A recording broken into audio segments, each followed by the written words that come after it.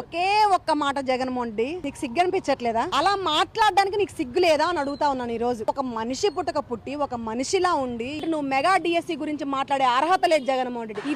ఏమ్మా అప్సరస, ఫస్ట్ నీకుందా సిగ్గు? ఎదుటి మనిషి గురించి మాట్లాడేటప్పుడు ఒళ్ళు దగ్గర పెట్టుకొని మాట్లాడటం నేర్చుకో. మేము తిట్టడం మొదలు పెడితే వేరేలా ఉంటుంది. అందుకని నోరు అదుపులో పెట్టుకొని మాట్లాడు.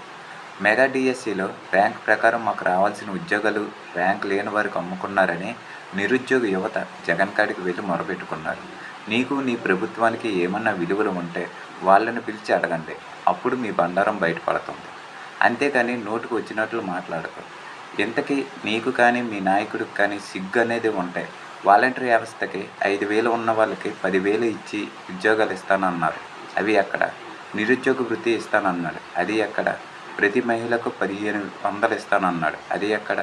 ముందు వీటికి సమాధానం చెప్పు. అంతేకాని నోటుకు వచ్చినట్లు ఊరికే సొల్లు కోతలు కుయ్యకు.